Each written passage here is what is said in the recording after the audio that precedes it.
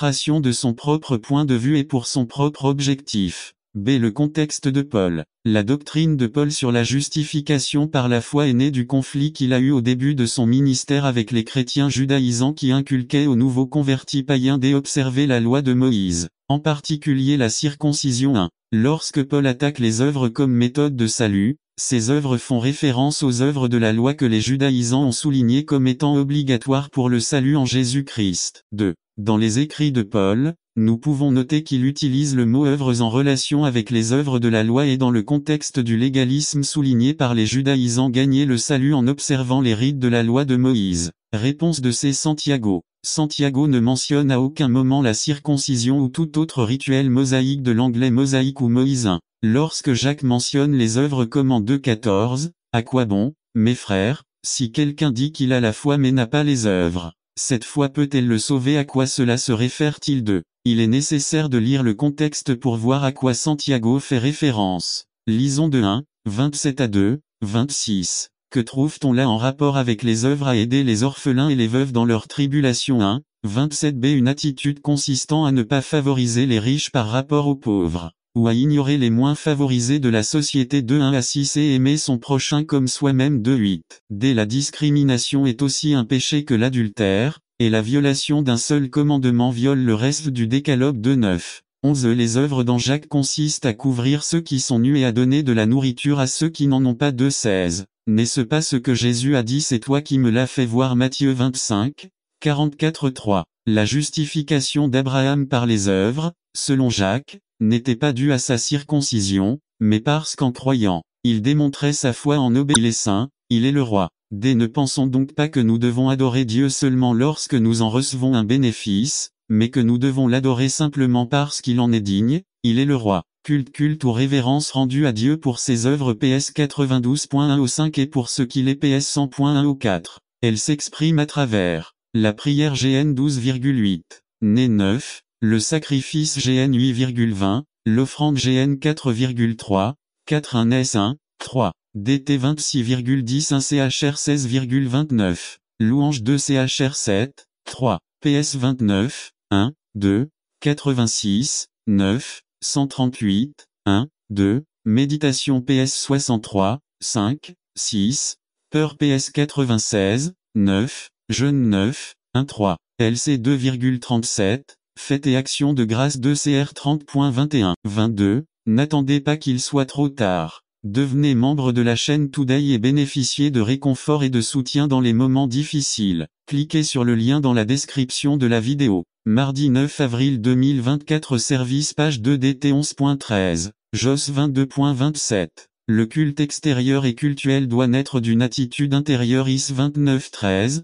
Qui à son tour s'exprime dans l'obéissance et une vie entièrement consacrée au service de Dieu. 1 Samuel 15 22, 23. Mi 6 6 à 8 Conferge 1, 27 IV. Ces mages étaient encouragés à apporter des cadeaux. A en bons adorateurs, ils n'oubliaient pas leur coffre au trésor. B. Ils offraient à Jésus 3 cadeaux. 1. De l'or 2. De l'encens. L'encens pur était une substance coûteuse. IS 60,6. MT 2,11. Elle était obtenue à partir des arbres Can 4,14 d'Arabie et d'Afrique. Symbolo de registrado Sheba, JR 6,20. Elle était également utilisée comme parfum Can 3. 6 substances aromatiques qui étaient brûlées dans le tabernacle et dans le temple. Ex 30.11 CHR 28.18 3. Myrrhe c'est la résine gommeuse odorante de la Commiphora myrrha, une plante abondante dans le sud de l'Arabie, en Éthiopie et au Somaliland lorsqu'il est extrait d'arbres nouveaux. ESL 2.12. CNT 5.5, 13, ou solide, auquel cas il est cristallin,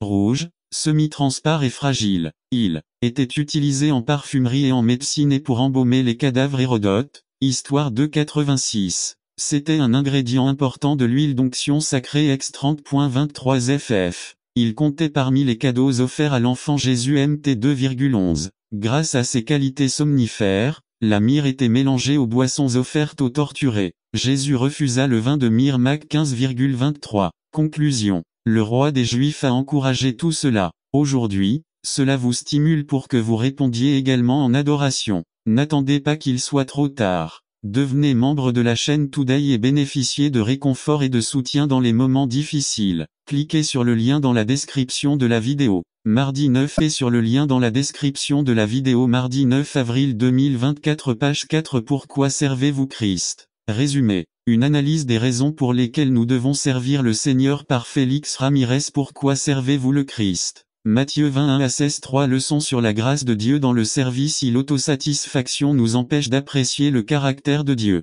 Le verset dit 11 que ces hommes murmuraient contre le Seigneur, et cela les empêchait de savoir qui il était réellement. Comme nous, ces hommes ont cessé de voir la bénédiction de Dieu. Ils n'étaient pas contents d'avoir reçu l'opportunité de travailler, ni de leur paiement ponctuel et complet. Ils auraient dû recevoir leur salaire, être reconnaissants envers leur employeur, rentrer chez eux heureux et profiter de leur salaire. Mais son pharisaïsme l'en a empêché. Au lieu de cela, ils murmurèrent et révélèrent ainsi ce qu'ils croyaient réellement à propos de leur patron. La justice du Seigneur. Il leur donna ce qui était juste, un denier. C'était le paiement juste et convenu. Il ne les a pas volés. La souveraineté du Seigneur. Il peut disposer de tout ce qui lui appartient, et personne ne peut lui en vouloir. C'était son argent, il pouvait l'utiliser à sa guise. Il aurait même pu donner davantage à ce dernier. Qui pourrait oser vous dire comment dépenser votre argent? La générosité du Seigneur. Il a donné plus que certains ne méritaient. Le problème était qu'il voulait plus parce qu'il pensait qu'il méritait plus.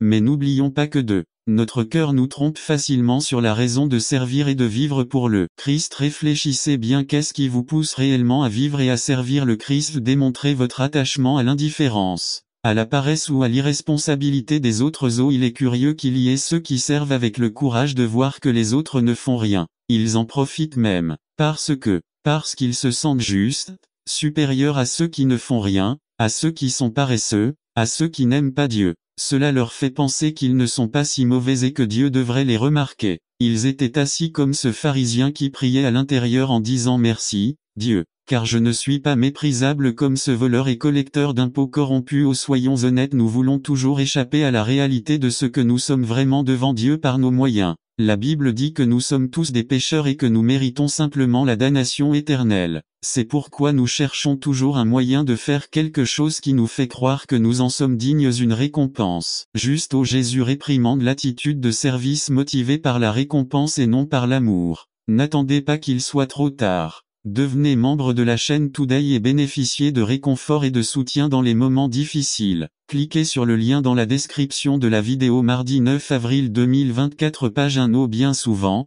la difficulté naturelle et la fatigue du travail sont endurées par un espoir égoïste. Nous disons: ce n'est pas grave, je vais avoir plus que les autres pour ça. Mais cette parabole révèle la folie de placer notre confiance dans une plus grande récompense. Notre sens de la justice est corrompu par le péché. La justice que nous attendons penche toujours en notre faveur. Simon et lui dit: nous avons trouvé le Messie, ce qui signifie le Christ. 42 Et il lui amena Jésus. Et Jésus le regardant dit: tu es Simon, fils de Jonas, tu seras appelé Cépha, ce qui signifie Pierre. Je le prends avec Jésus et non avec Jean-Baptiste. N'attendez pas qu'il soit trop tard. Devenez membre de la chaîne Today et bénéficiez de réconfort et de soutien dans les moments difficiles. Cliquez sur le lien dans la description de la vidéo. Mardi 9 avril 2024 page 2-3. Nous devons les emmener à l'endroit où nous avons fréquenté. Ils ont emmené leurs amis parce que Jésus avait un message pour eux. JN 1, 45 Philippe trouva Nathanaël et lui dit: nous avons trouvé celui dont Moïse a écrit dans la loi, ainsi que les prophètes, Jésus, fils de Joseph, de Nazareth. Combien d'entre nous ont des amis qui, pour certaines raisons, ne leur parlent-ils pas de Jésus? 3. Pourquoi ne pas les amener au temple? Ils amenèrent ceux qui avaient besoin d'un miracle ou d'une guérison. 1. Luc 5 17 à 20. Un jour, il enseignait, et étaient assis les pharisiens et les docteurs de la loi, venus de toutes les villes de Galilée et de toutes les villes de Galilée, Judée et Jérusalem, et la puissance du Seigneur était avec lui pour guérir. 18 Et il arriva que quelques hommes, qui amenaient un homme paralysé sur un lit, cherchèrent à le faire entrer et à le déposer devant lui. 19 Mais ne trouvant pas comment le faire, à cause de la foule, ils montèrent au sommet de la maison et le descendirent avec le lit à travers le toit, le plaçant au milieu devant Jésus. 20 Quand il vit leur foi, il lui dit: homme, tes péchés sont pardonnés. Nous connaissons des gens dans le besoin, pourquoi ne pas leur dire que Jésus peut les guérir, faire un miracle et subvenir à leurs besoins? Conclusion: n'attendez pas qu'il soit trop tard. Devenez membre de la chaîne Today et bénéficiez de réconfort et de soutien dans les moments difficiles. Cliquez sur le lien dans la description de la vidéo. Mardi 9 avril 2024, page 3. Diligence chez le leader. Résumé. Nous, les dirigeants, devons être diligents dans les aspects les plus fondamentaux et les plus clés de notre ministère. Ignorer de petits détails peut être fatal dans notre carrière ministérielle. Par Séraphin contrera diligence chez le leader. Un matin, je me suis réveillé un peu découragé et sans grande envie d'aller à mon bureau. Les papiers étaient entassés sur le bureau, beaucoup de lettres à répondre et d'études à préparer. Quelque chose en interne m'a poussé à la négligence. Sans grande envie, j'ai allumé mon ordinateur pour consulter la boîte aux lettres électroniques et des mots anonymes étaient affichés sur le moniteur et lorsque je les ai lus, ils m'ont donné une nouvelle humeur. Je vous les partage ici.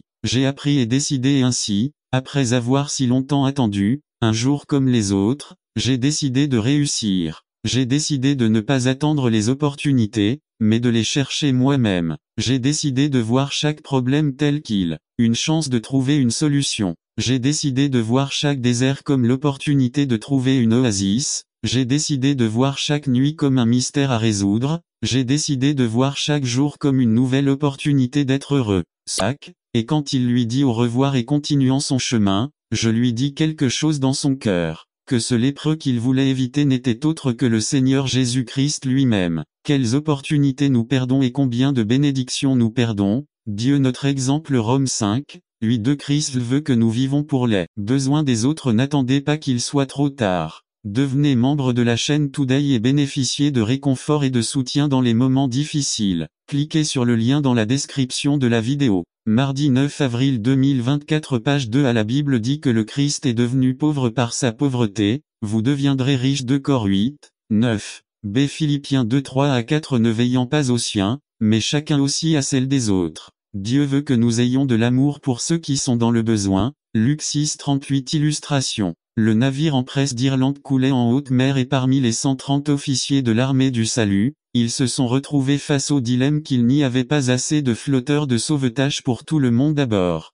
Le navire a coulé et beaucoup sont morts, mais d'autres ont été sauvés. Parmi ces corps ont été retrouvés, aucun des officiers de l'armée du salut n'a été retrouvé avec un gilet de sauvetage. Parmi ceux qui ont été sauvés, ils ont témoigné qu'en distribuant les gilets de sauvetage, les officiers de l'armée du salut ont donné leur gilet de sauvetage à d'autres en leur disant « Je peux mieux mourir ». Autre. Jésus veut que nous ayons de l'amour pour ceux qui sont dans le besoin. Où en êtes-vous? Le Christ veut que nous vivons pour le salut des autres. Jésus est venu chercher et sauver ce qui était perdu. Luc 19, 10. Dieu a suscité l'armée du salut, son fondateur le général William Booth, un homme de Dieu, sa devise sang et feu, le sang du Christ et le feu du Saint-Esprit. Sauver pour sauver. Comme un géant endormi, Dieu suscite des hommes et des femmes pour la guerre du salut des âmes. Dans ces derniers jours il veut susciter des hommes et des femmes qui réclament, prient et crient pour les âmes perdues. À quel point vous souciez-vous des âmes de ceux qui vivent autour de vous?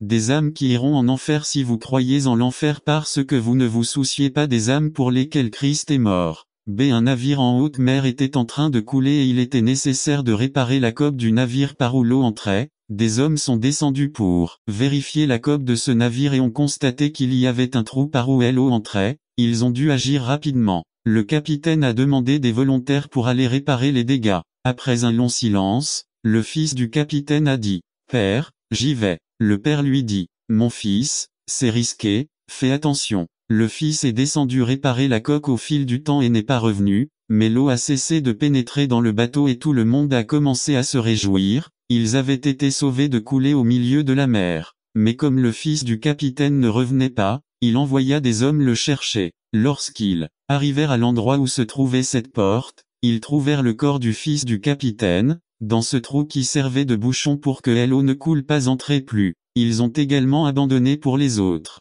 Le Christ s'est donné en rançon pour nous, nous pouvons suivre, et donc vivre en sachant que tout ce que je fais et tout ce que je suis mérite son respect. Prof 1, 7 dit que la crainte du Seigneur est le début de. N'attendez pas qu'il soit trop tard. Devenez membre de la chaîne Today et bénéficiez de réconfort et de soutien dans les moments difficiles. Cliquez sur le lien dans la description de la vidéo. Mardi 9 avril 2024, page 1. Sagesse. Soyez sages et craignez le Seigneur. 3. Servez-le de tout cœur. 10, 12 à 13. Expliquez le passage. Ces versets sont ce que Moïse explique dans les passages qui suivent sur la façon de les mettre en pratique dans votre vie. Moïse veut dire que les exigences du Seigneur pour une vie abondante ne sont pas compliquées et que par conséquent n'importe qui peut les satisfaire. Expliquez la phrase. Servir le Seigneur de tout cœur signifie lui donner le meilleur de ma vie. C'est lui rendre une adoration qui naît de la gratitude et de la reconnaissance de sa grandeur. C'est quelque chose qui n'est ni obligatoire ni forcé. Servir le Seigneur de tout notre cœur implique de devenir des instruments de sa paix. Être sa voix auprès des nations, c'est apporter son amour à ceux qui ne l'ont pas et raconter ses grandes merveilles. Application. Servir avec cœur et avec gratitude. Vous pouvez être un instrument de bénédiction pour les nations de la terre. Conclusion. Vivre pour le Seigneur Jésus-Christ n'est pas compliqué. Nous sommes les plus compliqués. Nous voulons bien vivre mais nous ne voulons pas en payer le prix. Il est certain qu'une vie abondante nécessite de payer un prix pas d'argent, mais de volonté. Jésus-Christ a fait sa part, il est maintenant nécessaire que vous fassiez la vôtre. Concentrez-vous sur ce que Dieu attend de vous. Débarrassez-vous du païen, préparez-vous à vivre sous la crainte du Seigneur, servez-le de tout votre cœur. Ministre. Guidez les gens à rejeter de leur vie tout ce qui empêche la bénédiction de Dieu. Priez ensuite pour qu'ils vivent dans la crainte du Seigneur reconnaissant son gouvernement et son autorité. Et enfin, consacrez leur vie à le servir à partir de ce moment. N'attendez pas qu'il soit trop tard. Devenez membre de la chaîne Today et bénéficiez de réconfort et de soutien dans les moments difficiles. Cliquez sur le lien dans la description de la vidéo mardi 9 avril 2024 page 2. Pourquoi vivez-vous? Résumé. Nous avons tout quelqu'un ou quelque chose pour qui nous vivons, il y a une passion ou un idéal qui nous anime et donne un but et un sens à notre vie. Quelle est votre plus grande passion? Si vous deviez résumer en une phrase pourquoi vous vivez, que diriez-vous par Joshua Pinto que vive para? Il n'y a pas si longtemps, j'ai lu une annonce dans un magazine et elle a retenu mon attention. Il disait, est-ce l'alarme ou un appel qui vous fait sortir du lit le matin? Cela a attiré mon attention parce que j'aime la question. Et je pense que c'est une question que nous devrions nous poser aujourd'hui. Qu'est-ce qui te fait vibrer? Qu'est-ce qui fait pomper votre sang? Qu'est-ce qui fait battre votre cœur? Nous avons tout quelqu'un ou quelque chose pour qui nous vivons, il y a une passion ou un idéal qui nous anime et donne un but et un sens à nos vies. Quelle est votre plus grande passion? Si vous deviez résumer en une phrase pourquoi vous vivez, que diriez-vous? Dans Philippiens 1, Paul déclare en une phrase ce qui le passionne et pourquoi. Colère, clameur et calomnie soient éloignés de vous, ainsi que tout mal. 32 Mais soyez bons et miséricordieux les uns envers les autres, en vous pardonnant les uns aux autres, comme Dieu vous a aussi pardonné en Christ. N'attendez pas qu'il soit trop tard. Devenez membre de la chaîne Today et bénéficiez de réconfort et de soutien dans les moments difficiles. Cliquez sur le lien dans la description de la vidéo mardi 9 avril 2024 page 4. Si vous l'avez entendu, faites-le. Résumé. La loi de Dieu est le miroir dans lequel le croyant doit continuer à se regarder même après avoir été sauvé par Carlos Camarena après avoir écouté. Faites-le. Texte. Jacques 1 22 à 25 Lecture biblique. Matthieu 7 24 à 29 Introduction à 1 21 à 22. C'est pourquoi, ôtant toute souillure et toute trace de méchanceté, recevez avec humilité la parole implantée, qu'elle est puissante pour sauver vos âmes. Soyez des exécutants de la parole et pas seulement des auditeurs qui se trompent vous-même. 1. Comment la saleté et le mal sont-ils éliminés? Implantez la parole. Nous avons laissé tous les cacaors de notre vie doit être purifiée. Eh bien, bienheureux ceux qui ont le cœur pur, car eux seuls verront Dieu. Matthieu 5 8 2. Bien qu'être prompt à entendre 1 19 la parole implantée 1 21 soit de la plus haute importance pour la vie chrétienne, Jacques ne veut pas que nous succombions à l'auto-illusion selon laquelle entendre la parole de Dieu c'est l'idéal de Dieu. 3. L'audition est importante, car c'est par l'audition que vient la foi. Mais la foi n'est pas l'acceptation mentale d'une vérité. La foi, c'est mettre en pratique les promesses divines. C'est pourquoi Jacques dit, 1 22. Mettez en pratique la parole et ne vous contentez pas de simplement l'écouter en vous séduisant vous-même. Avec cette pensée, Jacques arrive au cœur de son argument à la racine de toute vraie religion il y a l'action. Pour prouver sa position, James utilise l'antithèse entendre versus faire. 1. La culture du temps de Santiago était une culture orale. En l'absence de livres ou de parchemins, accessible uniquement aux plus riches ou aux scribes, l'éducation et tout le savoir se faisaient oralement d'eux. La capacité d'entendre était donc le moyen par lequel les gens pouvaient être amenés à apprendre. Mais, pour Jacques, le but ultime n'était pas seulement d'apprendre en entendant. mais de mettre en pratique ce qui avait été appris en entendant. Soyez prêts à entendre va prendre une connotation différente maintenant que nous écoutons Jacques 3. Un apôtre comme Pierre ou Jacques a écrit sa lettre. Cette lettre a été lue à la congrégation et généralement copiée et lue à différentes congrégations. Les premières églises chrétiennes n'étaient donc pas des églises où leurs membres avaient le privilège et le plaisir d'apporter leur Bible à l'église. Ils y allaient littéralement pour entendre la parole de Dieu. 4. Si Jacques écrivait sa lettre aujourd'hui, non seulement pour nous avertir de l'importance d'entendre un sermon, il nous dirait aujourd'hui 1:22 Soyez des exécutants de la parole et pas seulement des auditeurs, des lecteurs et des spectateurs à la télévision et sur vidéo. 5. À cette époque, ils n'entendaient que, aujourd'hui, nous entendons, voyons et lisons des enseignements liés à la vie que nous devons dépasser la justice humaine. Nous devons posséder, ou mieux encore, être possédés par la justice de Dieu. C'est une justice qui vient du travail de régénération dans le cœur. C'est une justice qui découle de la puissance du ciel. Il ne peut pas être fabriqué. La justice rendue par les hommes peut être utile pour gagner les éloges des hommes, mais en réalité elle ne sert à rien, elle tue. Avez-vous vu dans 2 Corinthiens 3:6 que la lettre tue, mais l'esprit vivifie? C'est la justice qui dit, je ne suis ni un meurtrier ni un adultère. J'aime ma femme et ma famille. Je ne vis pas en rébellion ouverte contre Dieu. Je ne porte pas de tatouage et je ne me teins pas les cheveux avec des rayures et des couleurs.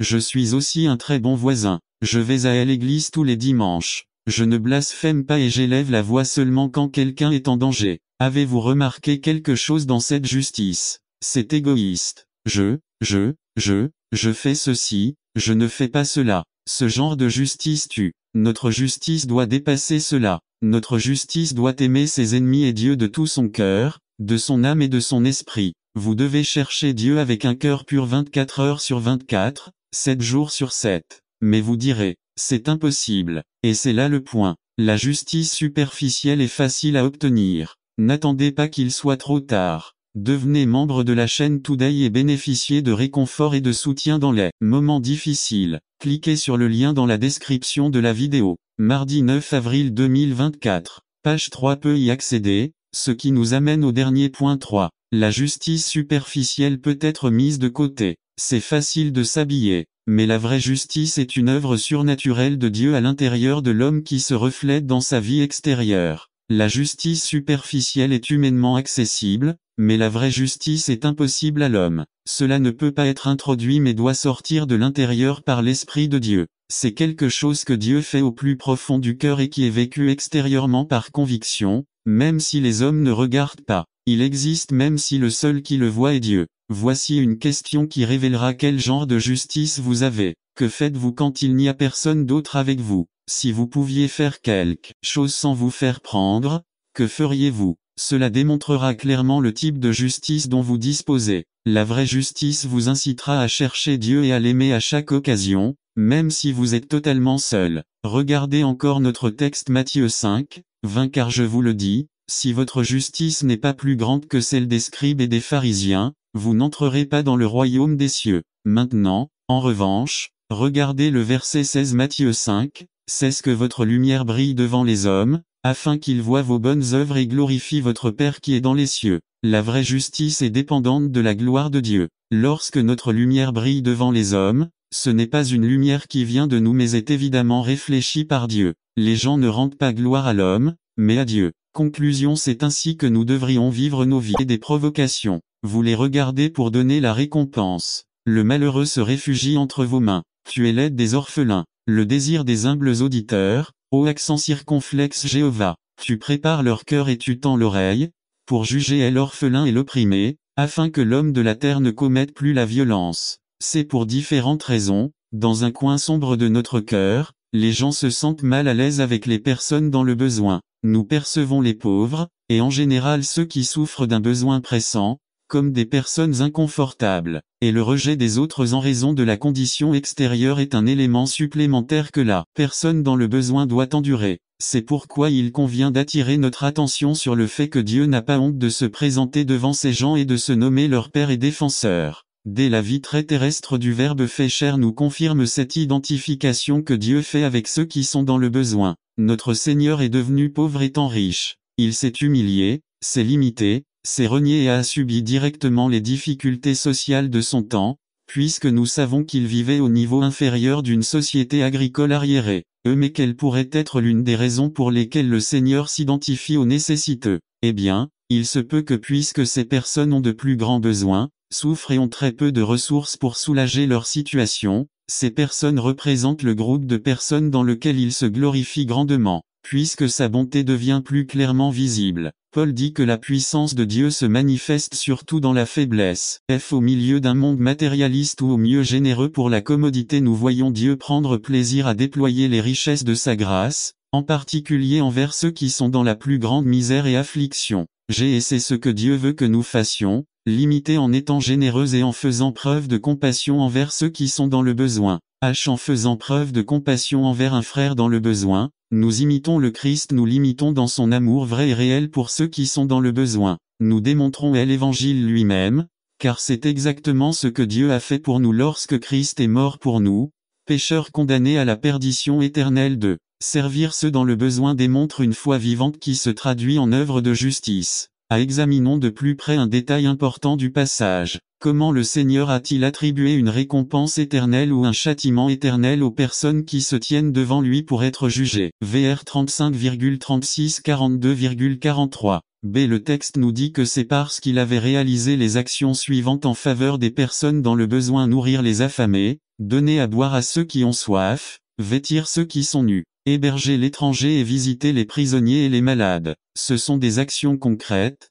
qui impliquent des dépenses, des efforts et du temps. Il ne s'agissait pas seulement de mots d'encouragement, ni de simples tapes dans le dos et de bons vœux pour que les choses s'améliorent. Non, ce sont de véritables actions en faveur du bien-être de ces personnes dans le besoin. Ils vont au-delà de simples mots ou phrases en votre nom. Ce sont des actions de 631 536 000 secondes de l'année. Je ne comprends toujours pas pourquoi il y a des gens qui disent qu'ils n'ont pas assez de temps pour pouvoir travaux sur la construction. Il peut être qu'ils n'ont pas le temps, ou il peut être qu'ils ne savent simplement pas comment utiliser ou bien coordonner le temps. Saviez-vous que vous avez le même temps que D.I. Graham, le même temps que Luis Papol et Alberto Mottosi? Saviez-vous que vous avez le même temps que le pasteur Varga? Saviez-vous que le temps que Dieu qu'il te donne est exactement le même temps qu'il me donne? Je n'ai jamais savé que Dieu dit bien, puisque j'aime Minor Varga, je lui donnerai 80 minutes et que ainsi je lui obtiendrai plus que aux autres de l'Église. Non, cela n'existe pas,